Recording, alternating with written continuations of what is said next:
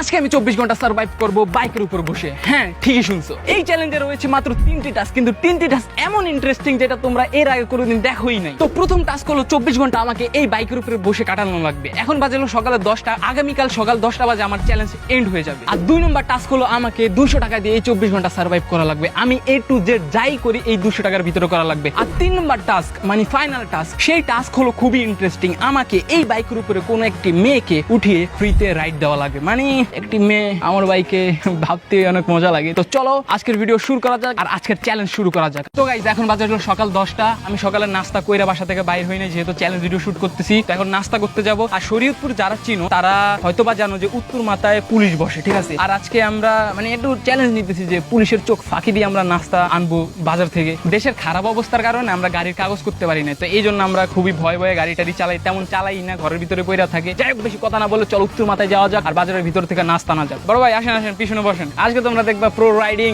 আজকে গাড়ি এমন ভাবে চালামু জীবনে সব প্রবলেম একবারে আমার সলভ হয়ে যাবে। ওঠেন ওঠেন ভাই, তাড়াতাড়ি ওঠেন, আল্লাহর নাম লয়ে। গাইস, এখন আমরা যাচ্ছি আমাদের বাজারে। বিসমিল্লাহ, আল্লাহু আকবার, আল্লাহ।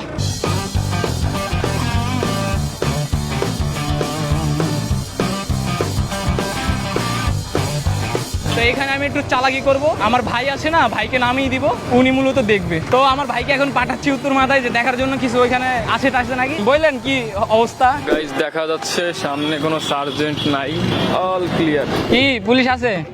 ক্লিয়ার, রাস্তা ক্লিয়ার। দেখো, আমরা কোনো আইন ভঙ্গ করতেছি না, আমরা আইনের সঠিক পালন করতে পারতেছি না, দেখে পলায় যাইতেছি। নাস্তার দোকানে চলে আইছি। গাড়ি থেকে তো আমি নামতে পারবো না, আমার পথ তো এখানে আটকাইছি। উঠাইলেই মানে নামলেই চ্যালেঞ্জ আইরা যাবো। সেই কারণে নাস্তাটা আমি ডাইকা দিই। ভাই, ও ভাই, একটু এদিকে আসেন না, একটা রুটি দেন, একটা ভাজি দেন, আর কিচ্ছু না। এই তো দেখছো, আমাকে শরীয়তপুরের বাইরে অনেক ভালো।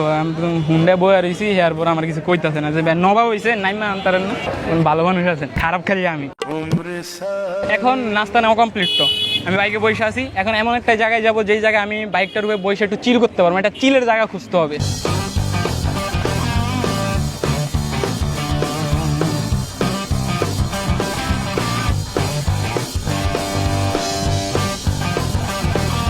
তো গাইস, চলে আইছি আমাদের ফাইনাল ডেস্টিনেশন।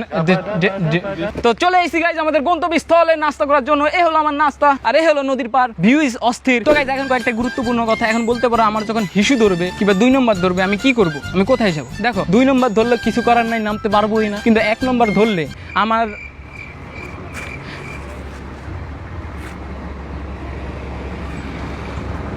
এক নম্বর আইতেছে। Hello hello hello.